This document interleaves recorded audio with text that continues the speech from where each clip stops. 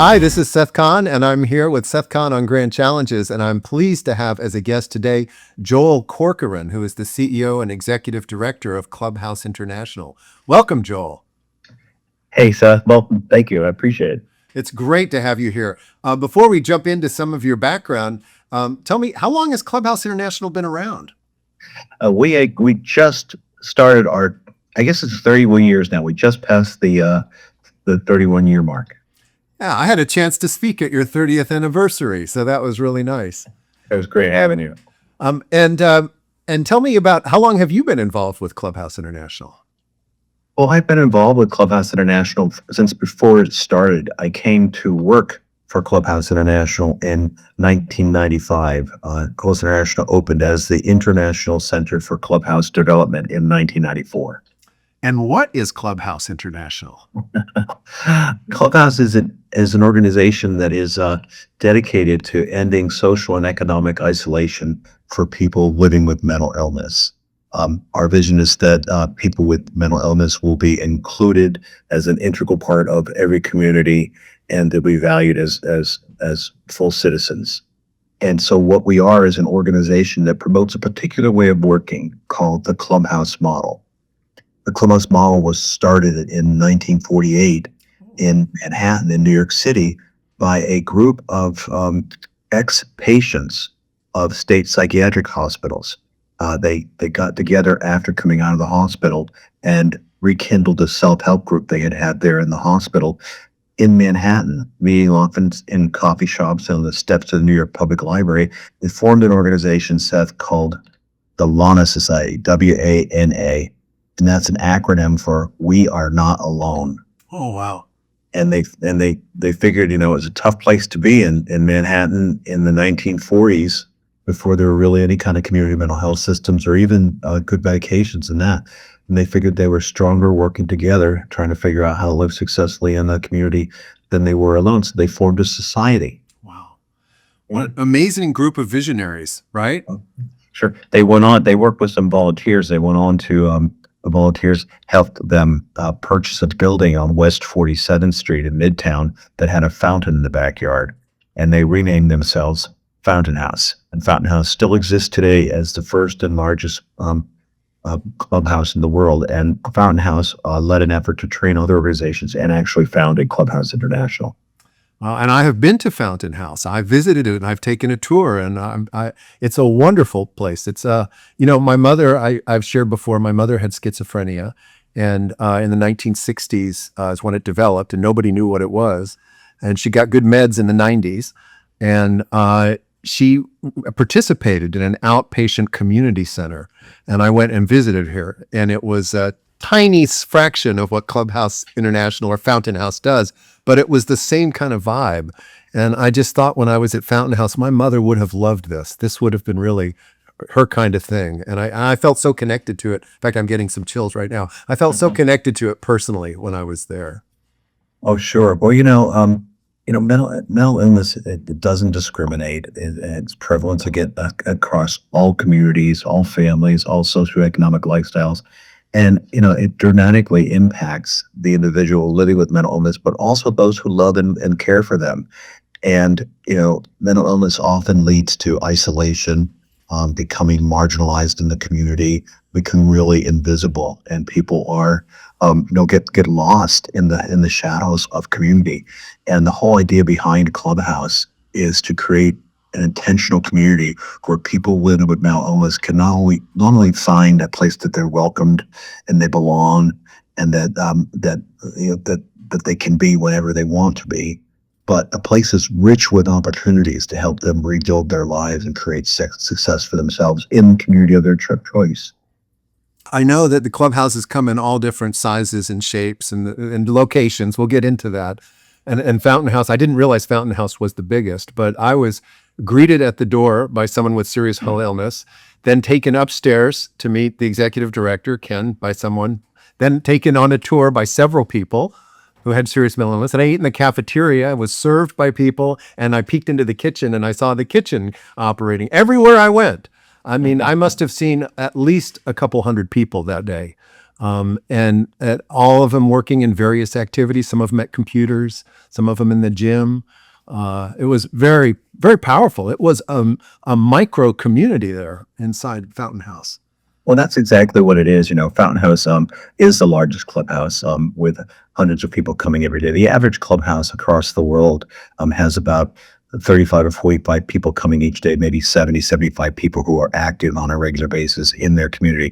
There are clubhouses of all sizes, much smaller than that and much larger than that. It really depends on the community and the resources available to support the clubhouse. But yeah, one of the things that shocked by seeing all those people, one thing we hear often about clubhouses, and we're kind of proud of it, is that when we go visit a clubhouse and you go on that tour, you often can't tell who are the members or who are the staff, because it's meant to be a very egalitarian community. And in fact, clubhouse staffing is kept intentionally low so that the work couldn't possibly be done unless the members were actively involved and engaged in the work of clubhouse.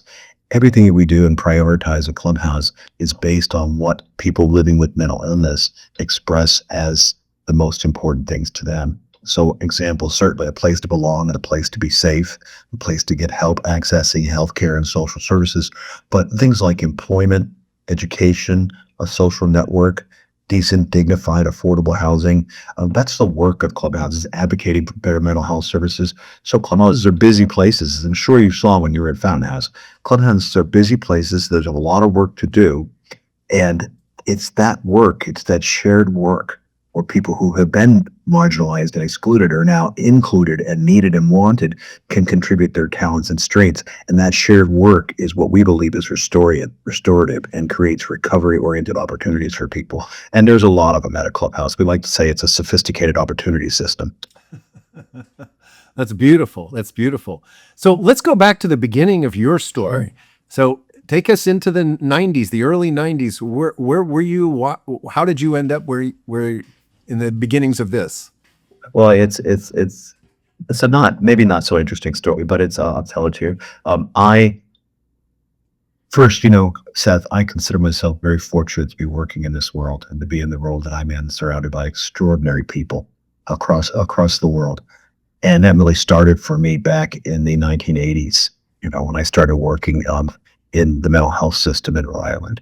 I had not experienced firsthand mental illness, or not even in my immediate family, but friends and family had, and I was aware of it and didn't really understand it. And I took a job, an overnight job at a state hospital, and I couldn't believe the way that that society treated people living with an illness. Things were already getting better then, but they weren't good. And I couldn't believe that people were just forgotten. When I worked in the hospital, I bumped into people I knew from when I was in high school that were now hospitalized. And, long story short on that part, I became motivated. I got captured by the whole issue in the arena of mental illness and helping people get out of the hospital and rebuild their lives. And I started working in the field, but couldn't find anything that really was helpful. Certainly helping people get housing and those things was important, and we did that, but there was nothing else. There wasn't anything for people who'd been so excluded and so challenged. And working in the field in 1986, I discovered Fountain House. They'd been around for quite some time, of course, but I discovered them and realized that I had the same experience you had. What a fascinating, interesting, effective and positive environment. So I began working back in the areas I was working at the time, which was Cape Cod, Massachusetts, and we opened a clubhouse, worked as part of a larger mental health agency. We ended up opening 2 New York clubhouses, and I stayed involved with Fountain House where I had trained. And there were several clubhouses opening around this country and a few outside this country, and it was great, but there wasn't really a lot of funding, public support for clubhouses. And lots of times the organizations that started clubhouses would drift back into old traditional ways of work. If people had been trained, weren't there anymore, they couldn't afford to send new people training. There was a quality problem.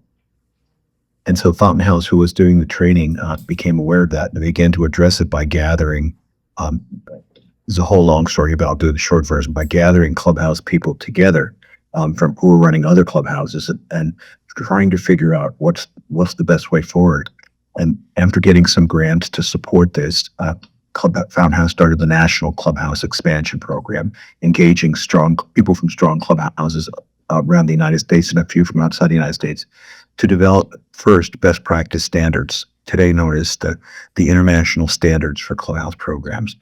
And we did that with our wonderful leader at the time, the Director of Education and Training at Fountain House, Roger Prost, who asked strong clubhouses, what are those things without which you wouldn't have a clubhouse? Great And question. asked people living with mental illness, people who were staff of clubhouses, agencies that were running clubhouses, family members and advocates. And eventually, after a long process, we came up with our first draft of the International Standards for Clubhouse Programs, which were adopted by many, many clubhouse programs. And it began to distinguish Clubhouse from what other people were doing and be clear about it. That's when I really got involved. I was invited to be part of a first faculty for Clubhouse development that helped develop those standards and then go out and promulgate them and provide consultation with them. But it really was grant funded and wasn't enough to go on. So Fountain House had a decision to make. Were they going to continue to seek grants to promote the training and the consultation, which the demand for that was going up because it's such an effective way of working? Or did we need a second organization that would, in fact, work with those standards, create a consistent training program, provide consultation and support to both new clubhouses and ongoing clubhouses, and build in some accountability for if you were going to take public and private funding to operate a clubhouse, that you would actually do that. And so out of what was a rather long process, we ended up with a commitment to create a second organization based on the support from clubhouses that were in contact with it and had a regular relationship with Clubhouse International, volunteering to help support it financially and with volunteer services.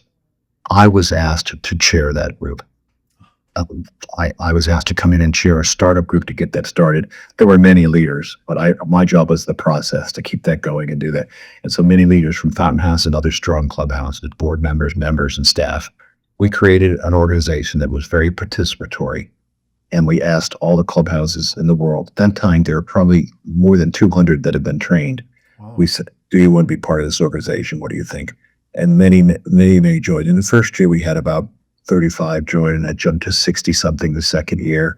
And as we began to promulgate the standards, as I said, and talk about those, some organizations withdrew because they couldn't or wouldn't do that. But I was back by that time. We created a board of directors that started, and I was back working with my agency and my clubhouses.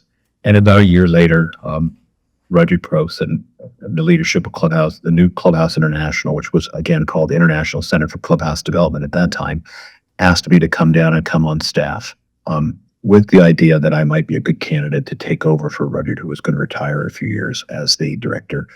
And it was challenging for me. I lived on Cape Cod. I love Cape Cod, but this New York City. But this mission was important to me, so I came.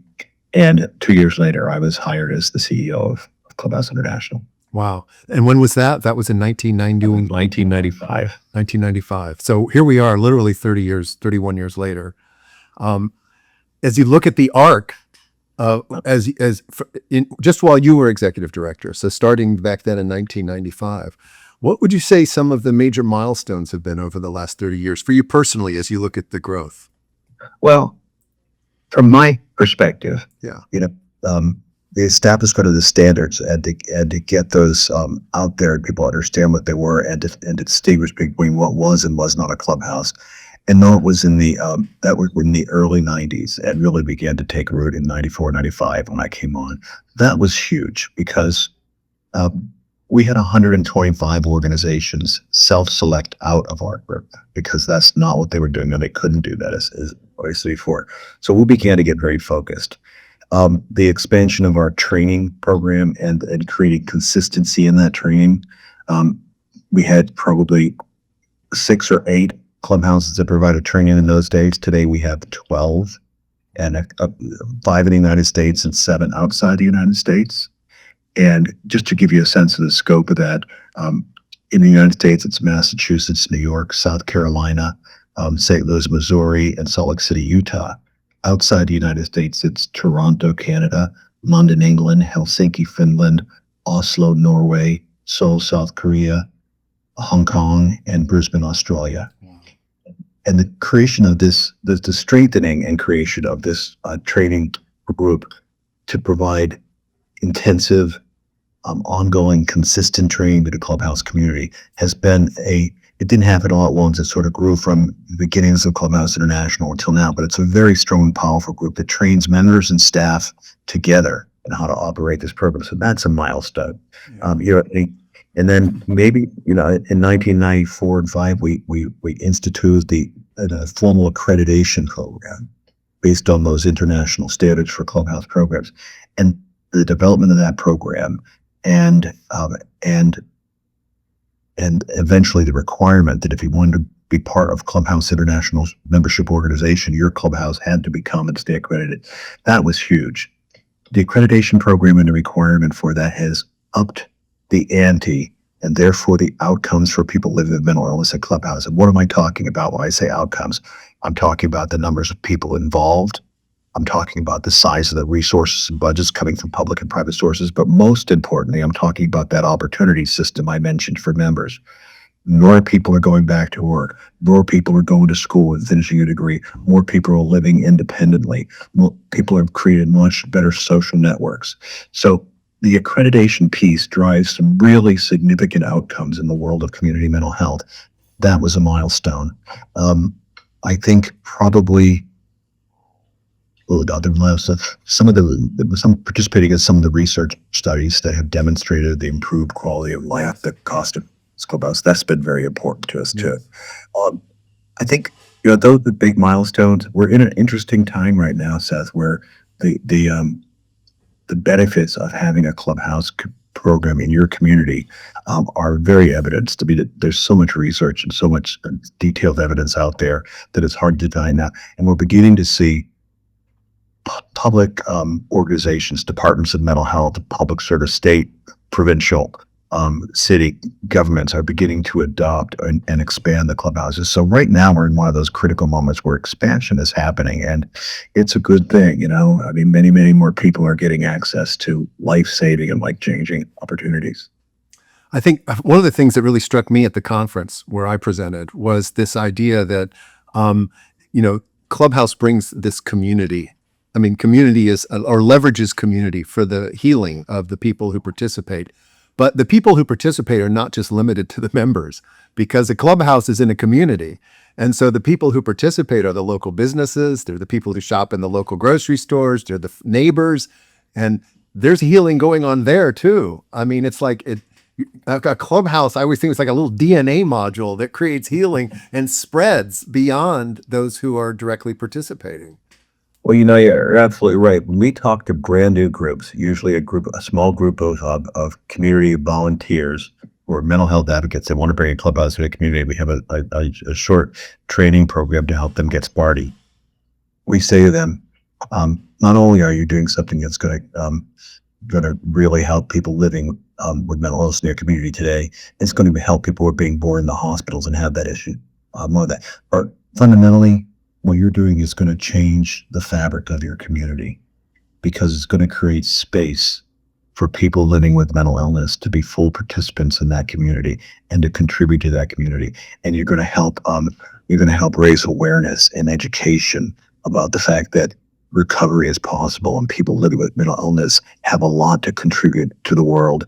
And your clubhouse is going to build, as you said, partnerships with businesses, with academic institutions, with community services, with service clubs, with local government, with religious organizations, because a clubhouse, yes, it's an intentional community for people living with mental illness. And yes, a lot of exciting, wonderful stuff happens within the walls, but that's only part of what a clubhouse is. We like to say clubhouses have big doors in, meaning that, anybody with a history of mental illness is welcome. It's a voluntary program, is welcome to participate and join as a member. But we have even bigger doors out, because, as I said earlier to you, the priorities around a clubhouse are designed around the expressed needs of people living with mental illness. And people living with mental illness are people. So they want to be safe. They want to have a decent place to live and put their head down at night and feel safe and secure there. They want to have a social network, but they want to have a job and they want to have fun just like everybody else. They want to contribute to their community and they want to, they want to have opportunities to advance their lives and towards their life's goals. And that's what we do. And most of that doesn't happen inside the building. It happens out there, as you say, as part of the community. So we build bridges in every way we can through our employment program, through our community service programs.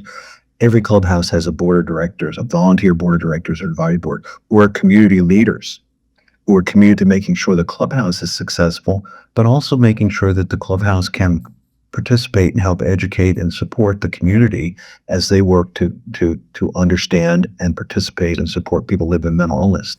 Does that make sense? It makes so much sense. I think a lot of those entities, like local businesses or religious groups, exist in isolation in our communities today. And because Clubhouse, because you said serious mental illness doesn't differentiate. So you have members of all of those communities participating in Clubhouse, and it starts to link them, and through healthy means. At least that's what I saw as an outsider. I also want to say that I ate. We had the big tent at the conference where everybody ate together, which is wonderful. I met so many people there. But I sat once next to a new executive director of a new clubhouse talking to his mentor, and she was guiding him, and he was going over his checklist. I'm going to reach out to the local businesses. I got to reach out to the city council. It was wonderful to watch. Because there was a structure for his enthusiasm. It was really special. Well, in many ways, because that's the role of Clubhouse International, is to provide that structure, help the communities in Clubhouse move down that path to having an accredited, fully functioning clubhouse that's rich with opportunities for people living with mental illness and as a good partner and neighbor in the community. I would be remiss if I didn't mention that, sort of the secret sauce of us being able to create an effective community. And you're right, community is at the core of what we do, giving people community and being part of the community.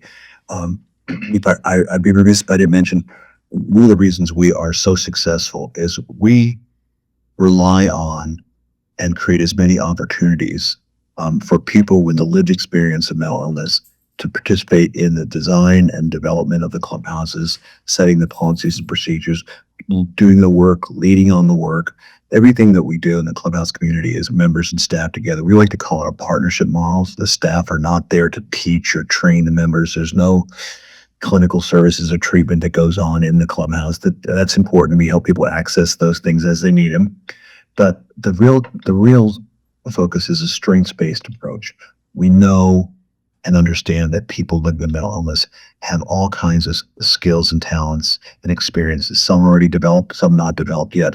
But to draw on the energy and resources and creativity and experience that people living with mental illness have as we design and develop and implement the things that we do, that's the real secret sauce. Recognizing that people have a lot to contribute. Yeah.